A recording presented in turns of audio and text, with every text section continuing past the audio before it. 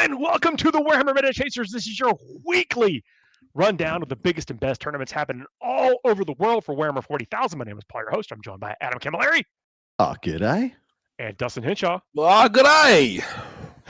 How's everybody doing, chat? How are y'all doing? Actually, we are a couple minutes late going live. Otherwise, this happens live on Thursday at 9 p.m. Eastern time each and every week. If you listen to us after the fact, we have a great chat community. Come and hang out. Chat community, we just recorded part 2 for our Patreon from last week. You should, if you can, you should check that out. It's for tier 2 subscribers and above over on Patreon. We had a fun time just doing that. But that's why we're a couple minutes late today. So sorry for that. Let's just jump right into it. We have 2 amazing events to cover. We got the Munsterland Major 2 and the SSG Miniature Metropolis. I'm looking forward to it. How are y'all doing today?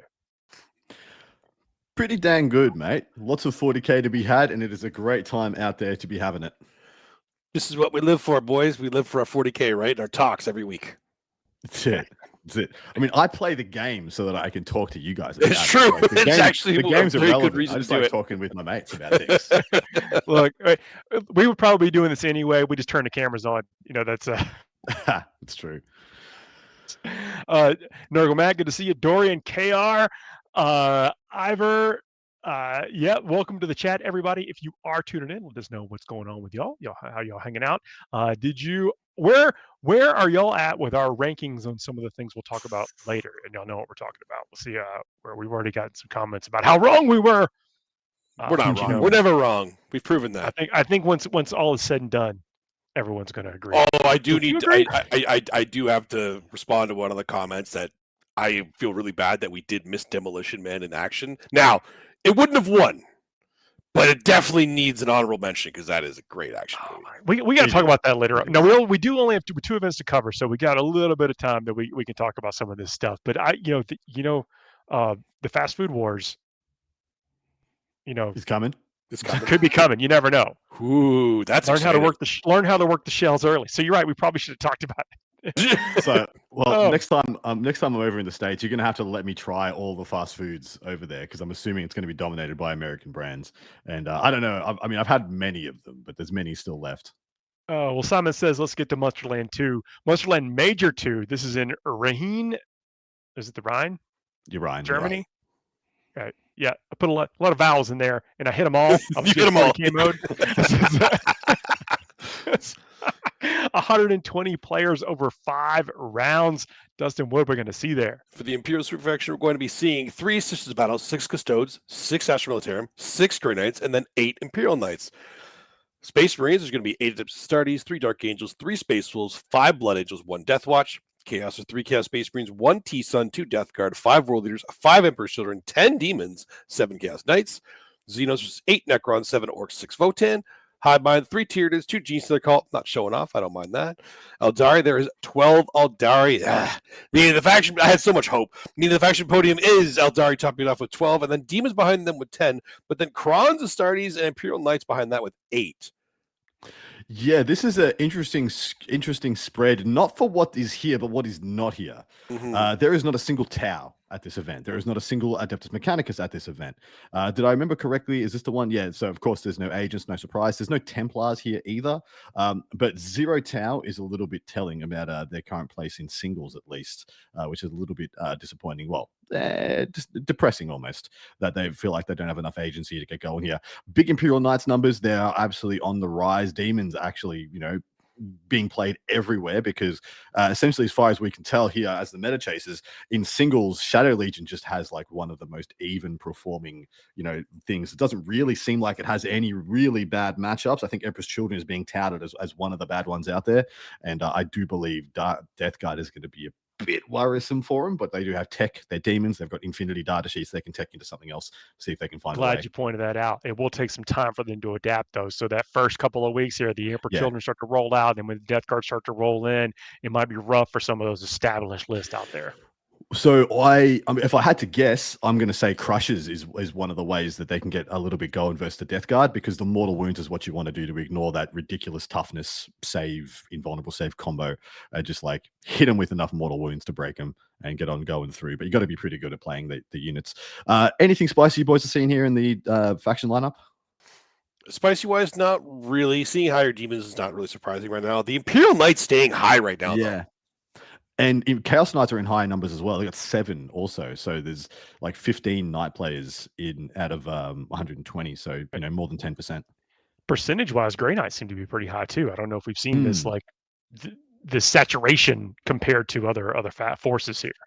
Yeah, it's an interesting one. Usually we associate Grey Knights as an identity with more like the Scandinavian region, but they are pretty prolific across the top of Europe is pretty Grey Knight mad. And Grey Knights is another one very similar to Shadow Legion that just have a very even performance across the board. Even in a bad matchup, you can play very effectively for a high score regardless. So yeah, they're one of those like kind of evergreen, but they need the pilot. They need to be a very comfortable, very proficient player to get those results. The other one I'd like to point out is that I'm just really, really happy that Orcs haven't hit a nosedive. I was really worried, Tactical got a couple of changes, and then of course Daka came out, took the world by storm, and then got put in the box. And I really was worried that Orc numbers would nosedive, and it hasn't been the case. And I'm really happy to see that. So they've got 7 in attendance here, and I think that's perfectly fine. They'd be 4th on our tier list, faction list, if that was the case.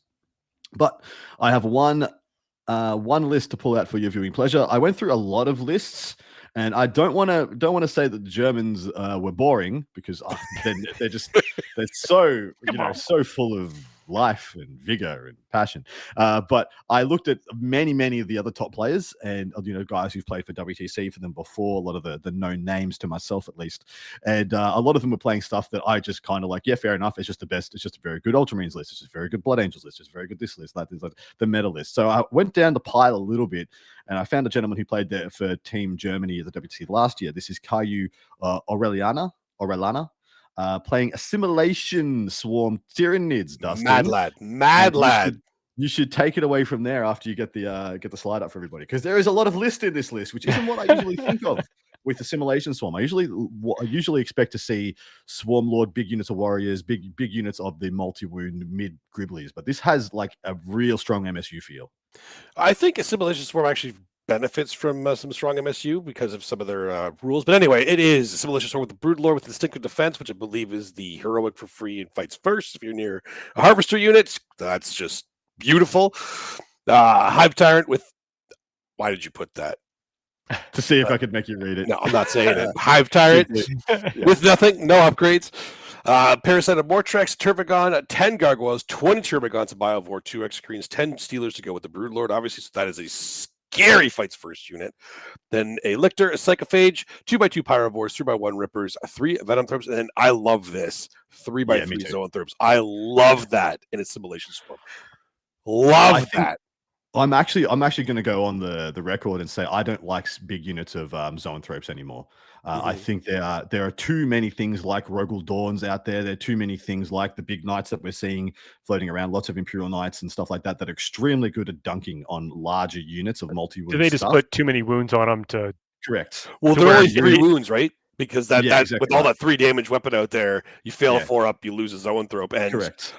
I mean, I much prefer 2x3 than 1x6, is what I'm saying. The only time I like the 6 is if you have a Neuro Tyrant with it, because they're hitting on 2s. That's fair. That is actually quite good. And you can also get plus 1 to wound too, but yeah. Yeah. If you took them in Invasion as well, you could have them with the Feel No Pain, then they get a little bit more. Back. Or in Vanguard, you uppy downy them. Like there's reasons to take them, but generally speaking, I like the 3 beds, especially in Assimilation, because if you don't kill them, one's going to come back most likely. Yeah. So you have to commit a little bit more than you want to, and they could just spike our invulns. Plus, they can spread out more, as they are wont to do. They're taken here as the transport solutions, right? Because this list doesn't, without them, has essentially Execrenes for popping transports, whereas Execrenes are so much better at killing the stuff inside the transports than the Zoanthrope. So they're trying to do that instead, and that's in lieu of taking stuff like a Tyrannofex, which is far more expensive, far harder to use and wield and maneuver. Yeah, and they still have the Tyrant there, so they can advance and shoot with them too, and get lethals even on their blast weapon as well. So it's actually, I love that. I really love that. That's beautiful. And I also love that this player, it looks like Caillou's looked at a lot of guard lists and been like, well, every guard list has 20 mans back in it again. So 20 guard must be good in the meta at the moment. Oh yeah, and they're regenning. I guess I'll take the 20 Termagants and the Turbigon. Let's see. Maybe I'll regen 2. Yeah. Well, it gets 2 sets of regen, right? In this, the Turbigon regens and Assimilation will regen them as well. Yep. Simulation can technically regen them up to like 3 or 4 times. Yeah, correct. Like So it gets silly. Like that, It gets if silly. you can't one-shot the gaunts, and I mean they're a lot easier to one-shot than the guard, who can have an effective 3-up save. Like they can be a 4-up in cover. However, they're going to be in stealth. They're going to be -1 to hit, and they're going to have zone throws through them. So they're going to have an invuln as well. Correct. Yeah. And they're going to have a field no pain because they're psychophage. Like they're going to be annoying to kill. Wow. Spot on. I like it a lot. And then you have the gargoyles for a bit of jail duty. You have the termagants to take up mid-board space, and then you have the gene stealers as the response force to go in and punch whatever tries to go in and take the board away from the termagants or contain them. Also, you can tell this is someone that plays Tyranids because they know the right number of pyrovores is 2. Because you can't bring 3 on and shoot with all of them from reserve. Nope, never. They're too big to all be in range. It's too silly. Fat. They're too fat, but probably going to start them on the board anyway. But it gives them the option to actually keep them off and then bring them on later because they are the harvester keyword as well. So, all right, my lads, time to pick us some winners. I shall roll a dice. That's Dustin, really you can call your shot. We did a Tyranid list. You can call your shot. I love that list. I really do. It's going to be a 5. I assumed Paul was 3 and 4. Yeah, I'll be whatever. I don't know. Whatever you were thinking in your head before you rolled the die, I'll go with. Yeah, it was Paul. So I assumed I was 1 and 2. Paul was 3 and 4. It was a 4. Oh my goodness. Demons. Great choice. Dusty boy, you want to put the nids? I want to, but it's such a good list. It's such a good list. I have to go Imperial Knights. Oh, you son of a! Why did I let you pick before? Why did I let you pick before me? Votan's still open. We know it's a hotbed of Votan activity. It's dude. It absolutely is. You are spot on. It's Germany. Slam that Votan down. Yeah, let's go. I'm literally picking Knights because I think Knights are one of the few things that are able to deal with that Votan list. It's true. I don't love it though. Was it Scout 9 on Voting a lot going for them. They do. They are very elite, so they can get picked up by the Knights, and usually they'll have the one big one. So it, from experience from last weekend, I could. Yeah. There you go. The burn hand learns best, I guess. Yes. Next event we're going to be covering is the SSG Miniature Metropolis. This is from Stockholm, Sweden. 97 players over a 5-round event. And shout out to Frank Kummel, who helped us with the stats for this event. Really appreciate it when players reach out from the event and give us a little info, a little insight beyond just what's on the page there about what's happening at their events. We'd love that. Keep it coming, everybody. What are we going to see there? So for the Imperial Super Faction, there are 2 Sisters of Battle, 6 Custodes, 6 Astra Militarum, 5 Imperial Knights, Space Marines. There's 12 Adeptus Astartes, 3 Dark Cages, 1 Space Wolf, 1 Blood Angel, and 2 Death Watch. Chaos, there's 2 Chaos Space Marines, 3 Death Guard, 3 World Leaders, 8 Emperor's Children, 5 Demons, and 6 Chaos Knights.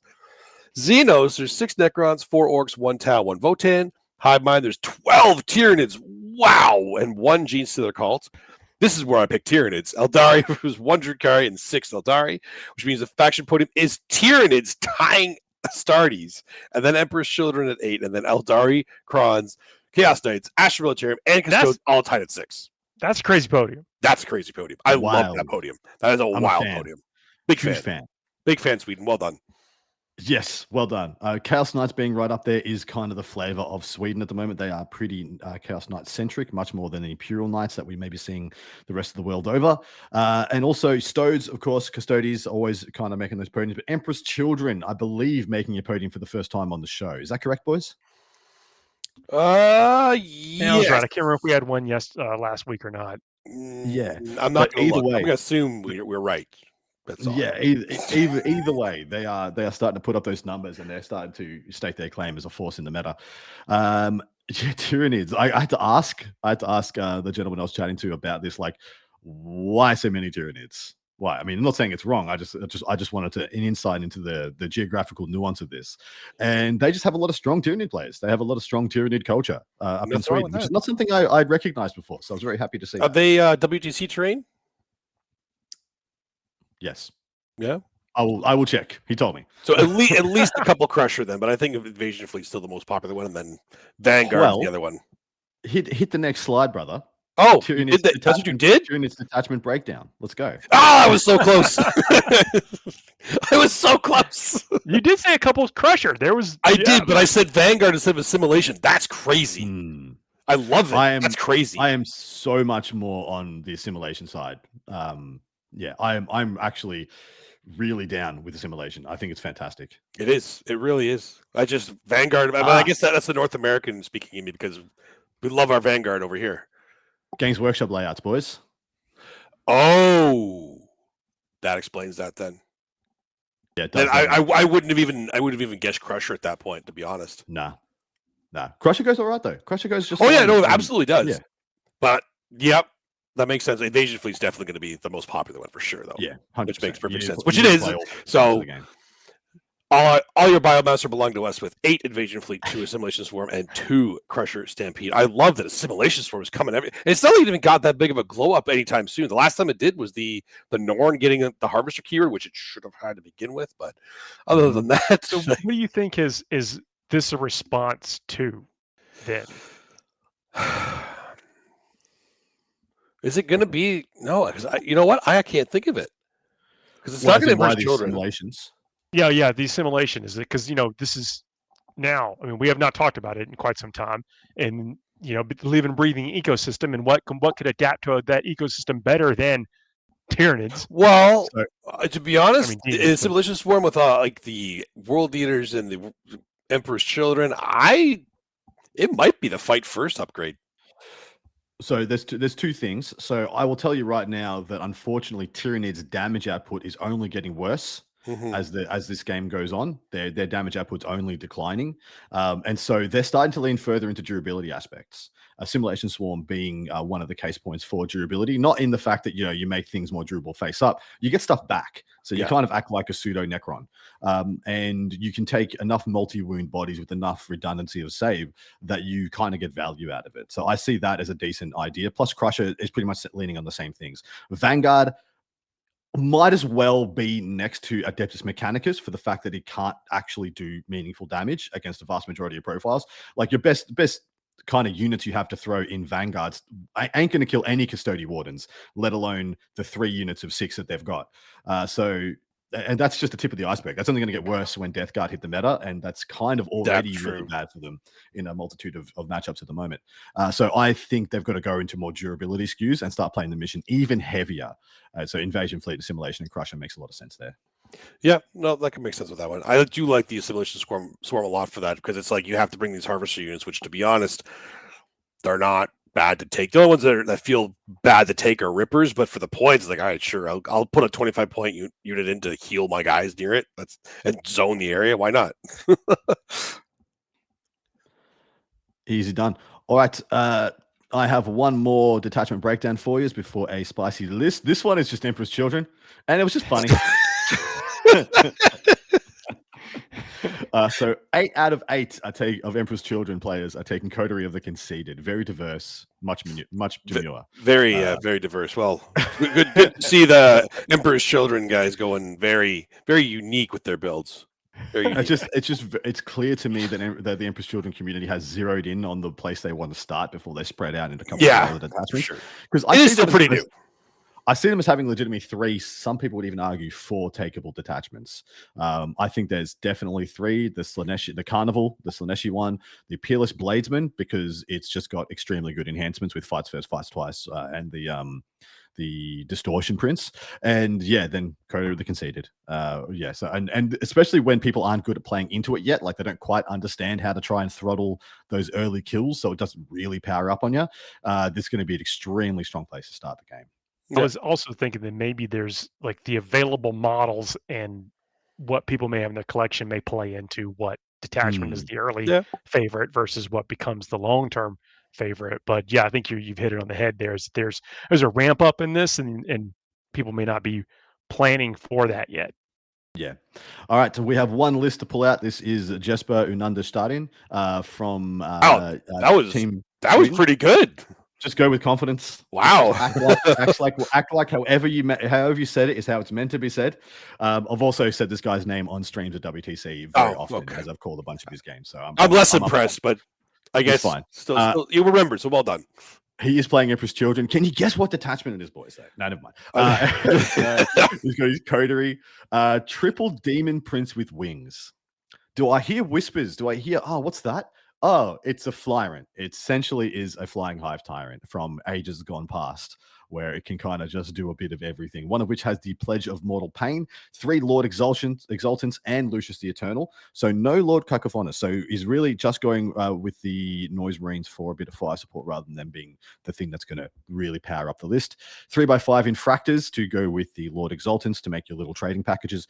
1x5 Tormentors for some turn 1 sticky and bits and pieces. It's just 3x5 Noise Marines. That's illegal. It's actually 3x6. I do apologize. I was going to ask. 3 Rhinos and a unit of 2 Spawn. What do we reckon of that list, boys? Yeah, I mean, that's the list. Talk about an enhancement that does what it says, the Pledge of Mortal Pain. Dishes out mortal wounds. So that's pretty good on something that can already put up a bunch of high damage attacks. Yeah. So liking that.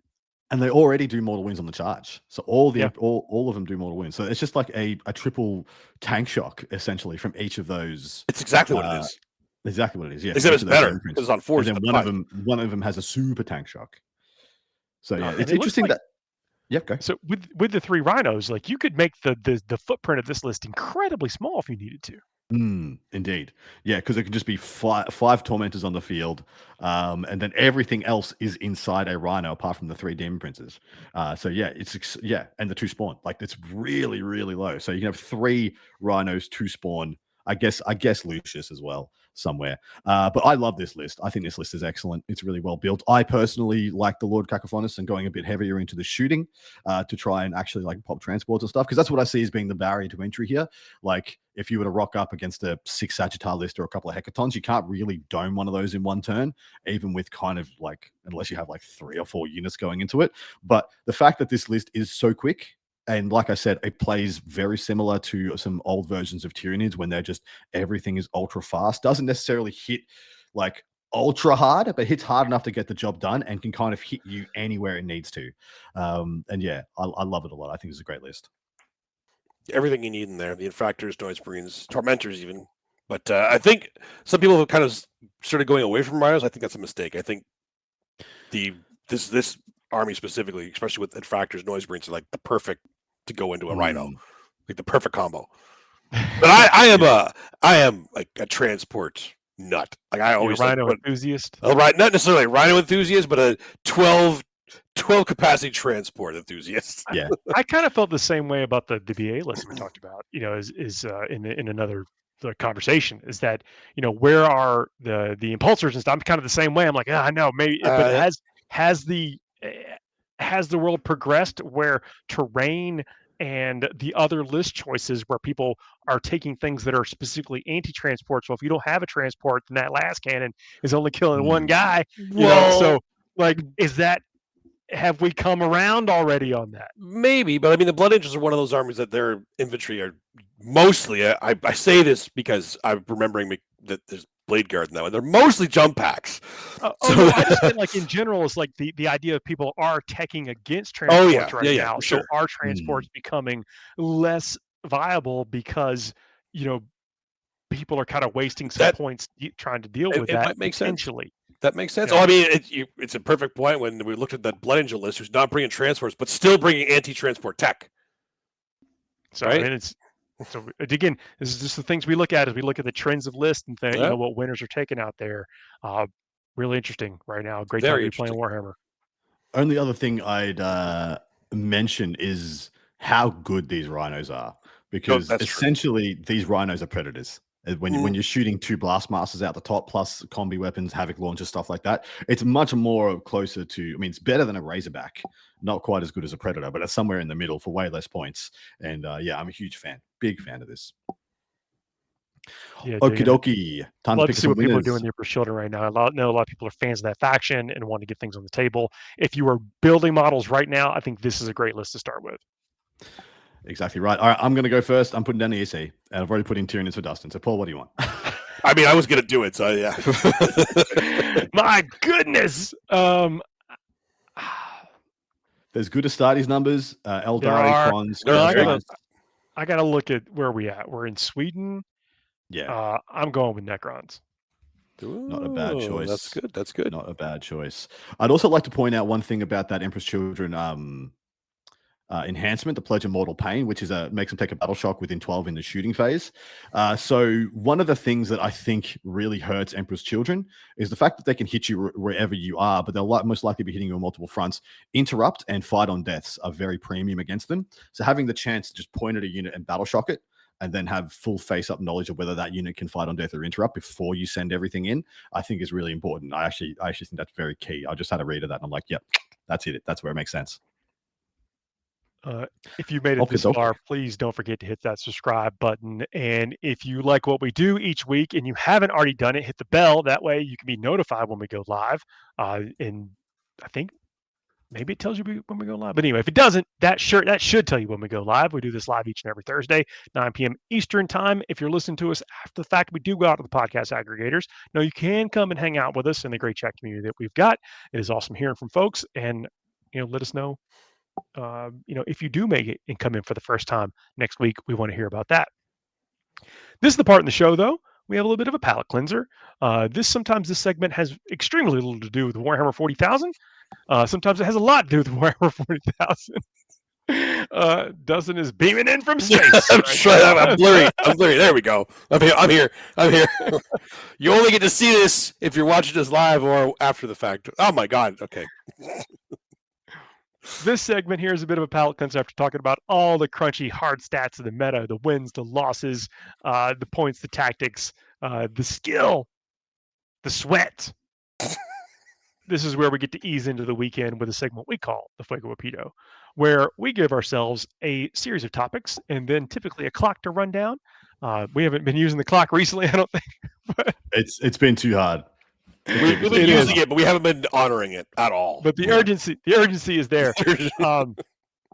And we fire off some very hot takes on whatever the topic is. We're going through a bit of a gauntlet of crowning the best, the best, the best. Someone even said, "You didn't pick what I wanted, so I turned it off." That is exactly the emotion that we are feeling as well. Right. We get it too. Well, no one stormed off yet, knocking down. I think you stormed off once.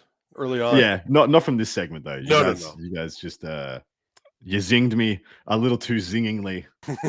I couldn't stand for it. Burns. But this is the hard one, and this was the topic suggested by one of our patrons. And in the segments like this, we run these down once and forever. Once we've gone over a topic like this, we abandon it, never to return to it again, unless demanded by the Patreon group. And that's what led to this crowning the best, the best, the best. And what's the genre this week? It's the drama genre. Now, again, because we've had to squeeze a couple that we've forgotten other genres, there's some in here that might not feel quite drama-ish, but needed to be included somewhere. So we'll bring the drama. Yeah. They're going to be drama today. All right. So this is a tough one. I don't know that I'm as knowledgeable on dramas. Yeah. Well, see, I actually thought that too until I looked at all the movies in here, and no, I'm good. Okay. All right. Hey, here we go. Remember, these are the drama movies that we came up with like a couple additions from the chat. So, and do let us know in the comments, or in the chat too, what you think, where we are wrong. Mm-hmm. But there's three of us. We vote, and this is the winner is the winner. The winner's the winner. All right, so here we go. First up in the best drama category. The drama. Apocalypse Now versus Dune. Is that Dune? Which is the better one, Paul? Which is the better one? That's a great question. See, we better figure that out first before we because I love the original Dune, even though it is way far away and a lot of beats. It was very good. The actual story, but I really enjoyed it because when you're watching it for the first time, I didn't read the book at that point in time. I was 7 or something. Who knows, but the original was fantastic. Sting was in that one. Yes, he was. Yeah. Oh, look, I still think that as a fan of Dune and the universe, the justice the remake has done to the book is pretty dang close. Pretty good. It's kind of as close as very you can impressed get without a 19-hour exposition. Well, that was my one disappointing side of the first one. When I'm in the theaters, I'm like, oh, this This is not ending. This- This is a two-parter at least. Yeah. That was before So we knew, right? My vote is for Dune over Apocalypse Now. I enjoyed Apocalypse Now. I enjoyed the acting, the casting, fantastic, the story. I just found it. That's another one that I feel like dragged. Oh man, no doubt that it is a little bit extended, but it also has some amazing moments in it. I'm going to go with Apocalypse Now. Yeah, well, that's okay. Normally, I'd be upset about that, but I already have mine. I know what mine is for this. And wow, chat is all over Apocalypse Now. Wow. Well, sorry, chat, but it's Dune. Oh, for you me. must make a friend of horror. Love the smell of napalm in the morning. That's back in that movie. Lawrence Fishburne was going as Larry Fishburne. That's how far along back it was, and he was in that movie. Did you know Lawrence Fishburne was in that movie? Like, there's all kind of people in that movie. Did you like Patrick Stewart's in it too, isn't he? Yeah. Patrick Stewart's in Dune. I wasn't talking about. Oh, sorry, I was talking about Dune. I don't care about I don't Apocalypse think Now. Lawrence I already got rid of that. Although I'm not even Crosby, thinking he's about amazing. that. I'm not even thinking about that. See, this is how much Apocalypse Now's gone out of my mind already. Look, you can type or surf.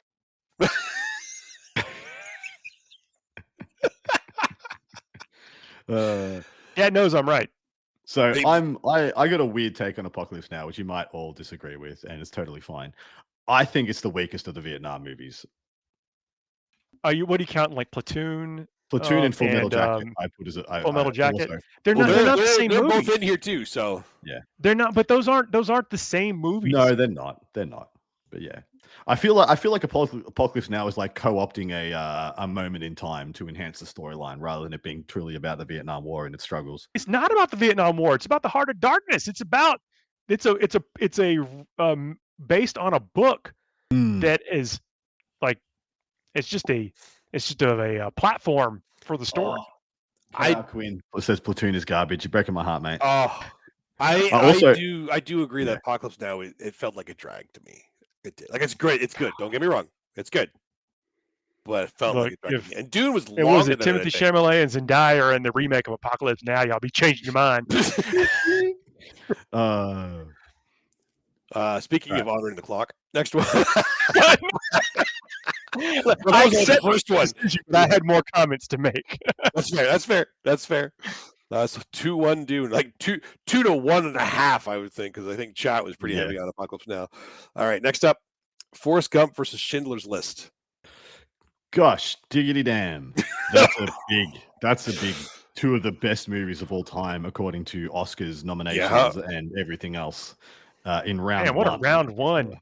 Right? God damn! And we weren't sure if drama would be something that we even know, like. But look, guys, I mean, it's just rough. For the significance. I mean, you got a Schindler's List is, of course, just done in black and white in a time period where I think Liam Neeson's in it. Isn't Liam Neeson in it? He is, yeah. Yeah. He's Oscar Schindler. Oh man. Okay, is Forrest Gump? Go on. Well, I'm trying to think. Was it just a string of scenes, or is it a whole movie? Yes. To both. It was both of those. Yeah. I think I have to go Schindler's List here. Just for sheer impact, storytelling, narrative, capturing the horror and horrificness. Forrest Gump is kind of just a D&D adventure for a guy. And as much as I love Forrest Gump, I think it's an exceptional movie with one of the best soundtracks of any film of all time. I'm going to go Schindler's List. Schindler's List, I think, too. It has to take it from me. I have to go Schindler's List as well. Forrest Gump is incredible. I hate Jenny so much. I know.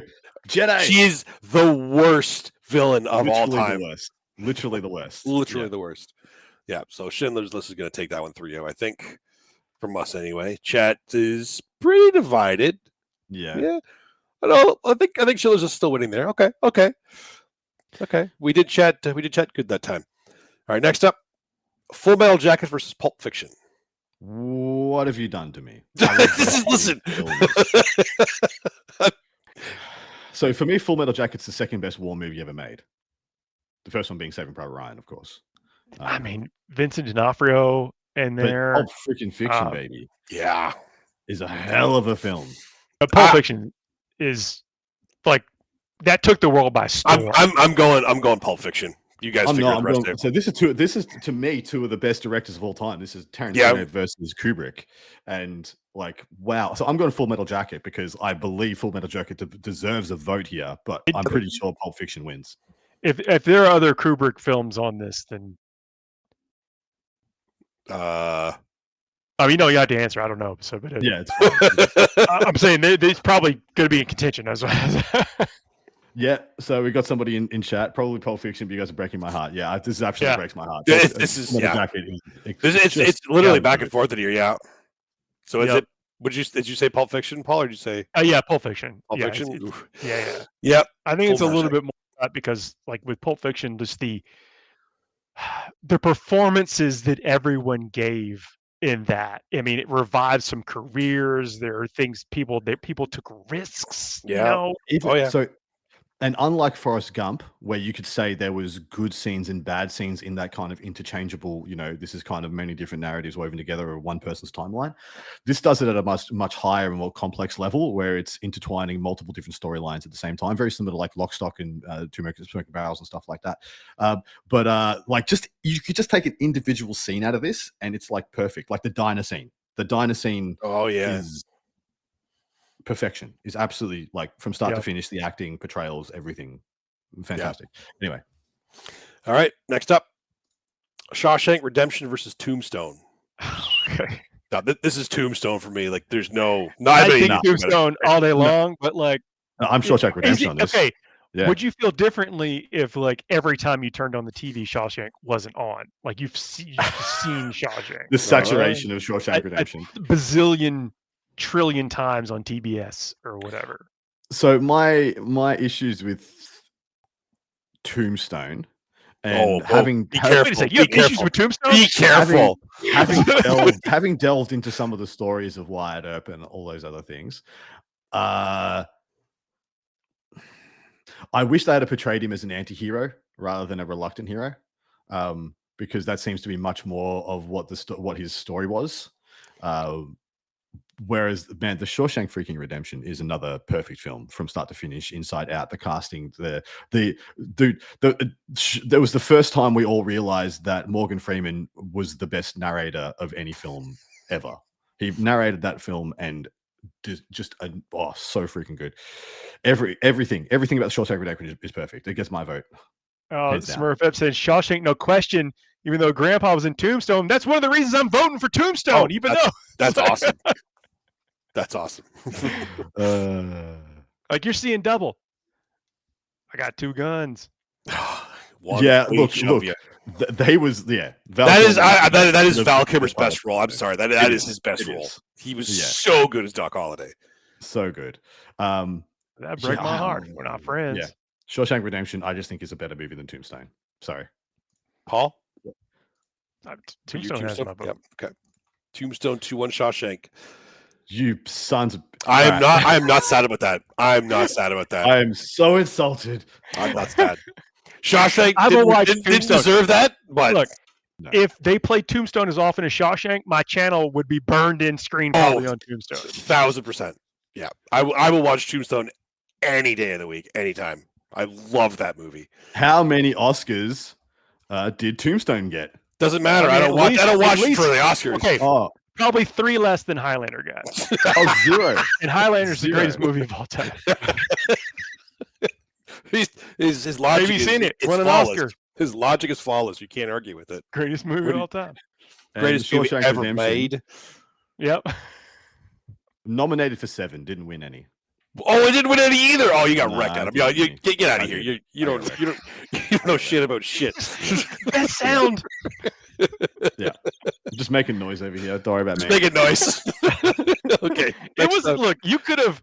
If we didn't have the internet, we probably would have believed you. Well, yeah, I would have. I 100% would have believed you. In fact, I'd love to have this. I was trying to shut you down because I figured you were going to find it. All right, let's move on. Next one: The Godfather versus Unforgiven. Godfather. Yeah, it's got to be Godfather, right? It is The Godfather because The Godfather, like, is also like an archetype that people like. If You have Clone, but the Unforgiven is a great movie. Unforgiven It's a great is also movie. amazing, yeah. But yeah, Godfather's one of But the best movies of all Godfather, time. yeah, Godfather's no question. Next up, Clockwork Orange versus Casablanca. See, I'm not a huge Casablanca fan. I'm not a huge Clockwork Orange fan, so. Oh, okay. I'm Clockwork Orange then. Casablanca, it's on you, Paul. Yeah. Oh man, I should have answered that. How does it feel? So I'm actually not a huge Clockwork Orange fan either, but I also think it's very descriptive of some almost like parodies or dramatizations of the time and some of the fears at the time. And I think that is also a Kubrick film, right? It is Kubrick, yeah. Yeah. Yeah. So I got to give it to that because Casablanca just has that what 1-2 scenes that we all love. Yeah, exactly right. It's incredible at the times. The acting is very, very good. The cast is fantastic, but it's not love a the super. film. Yeah, me too. It's not a super memorable film though. Like when I think about Casablanca, like I do, I think about the one-liners rather than. When I think about that overall movie, story. I think more about a feeling about what I feel Yeah. about that whole time period, and I know Yeah. it encapsulates that time. It's like when you get a scent of something that is familiar and takes you back. That's the way I feel about Casablanca, and I feel like A Clockwork Orange is a better film for those reasons that I described. So Clockwork Orange 2-1. Looks like it. All right. I'm not mad about it. I'm not mad. Next up, Platoon versus Apollo 13. Yeah, Some of the chat feels already. I'm going Platoon, but Me too. I'm a Platoon fan. Yeah, me too. Like Apollo 13 though, it's like everybody knows the outcome, but you're still on the edge of your seat. It was really well written, really well acted. Great movie. Who is it? It's Tom Hanks, Bill Pullman, and yeah. The cast of Apollo 13 was Game Over Man's in it, isn't he? Yeah. Baxton. Oh, maybe that's who I thought. Maybe that's what I was thinking about. I can't believe that's how I remember that guy. I'm sorry, he deserves better than that, but that's where I know him from. Sorry. Yeah, Apollo 13 is getting all the votes in chat, and I would not be mad if Apollo. Nope, I wouldn't either. What did you vote for, Dustin? I voted for Platoon. There you go. You're going for Platoon? Yeah. Oh, this is tough. This really is tough because they're so good for different reasons. Mm-hmm. So actually, you know what? I'm actually going to change my vote. Whoa! Based on chat. Yeah, I'm actually going to go Apollo 13. Whoa! Adam Apollo is 13. I was thinking like Willem Dafoe's in Platoon, and that he is very good. My only criticisms of Platoon is it's a little bit overacted. Like it's a little. It is. It's in that period of time to where like I think overacting was it. So Apollo 13. Oh, really? Did that just happen? I wow. flipped it. I'm sorry. Wow. Okay, 2-1 for Apollo 13. What just happened? Okay. Yeah. All right. So I'm not upset because Apollo 13 it definitely deserves to be here. All right, next up. I don't know. Citizen Kane versus Saving Private Ryan. Willem Dafoe. No, it's already. It's gone. It's over, Paul. It's over. Too late, Paul. It's too late. It's over. It's over. I got this one hair on my mustache getting up my nose. It's that scene though, in Apollo 13, where we all know what happens, and we're still just Yeah. It's true. That's a good way to look at it. We all know what happens. We're still on the edge of our seat. Last of round one is Citizen Kane versus Saving Private Ryan. Citizen Kane is fantastic, but I am a stone cold Saving Private Ryan fan. I think it's the best war movie that's ever been made. It's the truest depiction of any like actual conflict that I've ever seen. And as far as I can tell, I wasn't there. And so I think as far as a drama and a war movie goes, with that also has an underlying like lovely narrative of trying to bring a dude home when to his family when all those other things have happened, whilst in this hellscape to go and get. Sorry, but all the life lost along the way to go and save one person. The futility. And that's another underlying, futility of war message. A buddy of mine. I'm a big fan of Citizen Kane. Go see it in the theater, and we were just riveted. Like basically, sit there slack jawed for the first hour of the movie. Or yeah. But there's a great Kids in the Hall sketch that is totally not based on Citizen Kane, or as a Citizen Kane as a subject. I'm also Citizen Kane. Oh, wow. Fair enough. Yeah, fair Citizen enough. Kane is like often talked about in the best movie of all time. It's correct. Yeah, it's Like, correct. So I'm not unhappy with that. Storytelling. And that's not taking away from Saving Private Ryan. It went up against the No, monster. it's You know, it's like a movie, like a newspaper mogul. Yep. It's not Citizen Kane. All right, what's up next? All right, now we got round 2. So it starts off with Dune versus Schindler's List. Sorry, Dune. Going down. Schindler's List is my pick. It's still Dune for me. Did we decide on which Dune it was? Because I didn't go for Dune in the first place. Whatever one is your favorite. We got to nail it down. It's very important right It's now. the new one. It's the part. I think part it's the one new of one. the Yeah, remake. part one of the is remake, what I believe would be Schindler's the List. easiest thing. Okay, that's fair. I'm not upset about that. Oh, Schindler's List 2-1 Dune. Next up, Pulp Fiction versus Tombstone. Pulp Fiction for me. Tombstone.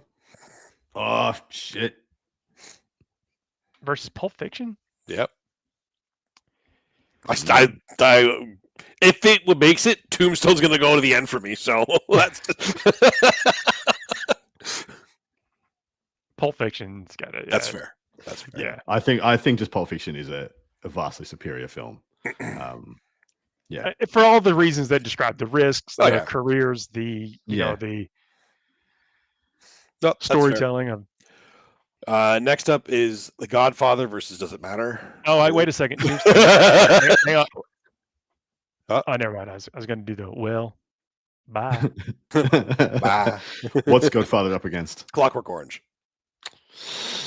Yeah, no, it is Godfather. Does it matter?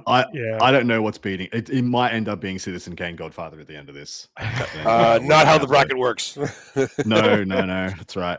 They're going to catch each other in the Because semis. first we got to go to Citizen Kane versus Apollo 13. It's Citizen Kane. Yeah. Citizen Kane, right? Yeah. Yeah. It's always the later rounds easier. It's crazy. It is. Okay. And then The Godfather versus Citizen Kane. I'm going The Godfather. I think in two of the best movies that have ever been made, my personal preference is The Godfather.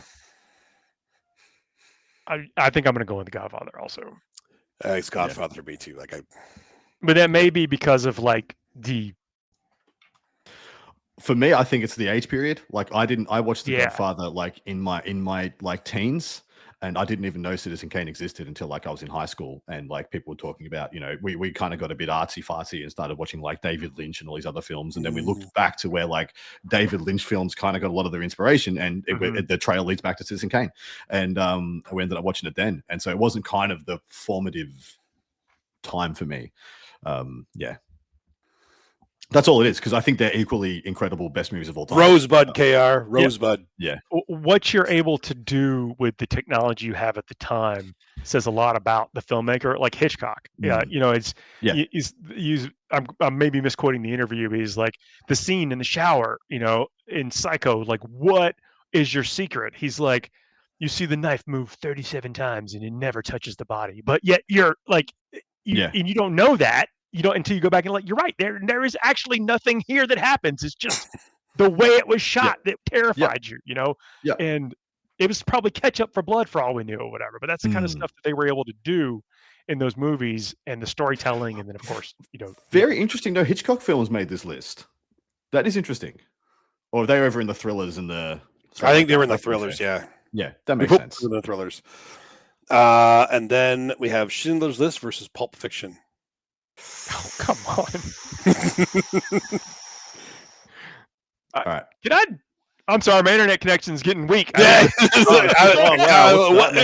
My fish needs to go for a walk. Oh, geez, I'm going to go against Schindler's List. I'm going to go Pulp Fiction now. Schindler's List, as incredible as it is, it is a very hard movie to watch. I have yet to watch it a second time in my life. That's not unfair. I've yet to want to be punished again. Yeah. And Yeah, that's exactly but what that movie is supposed to do to you, by the way.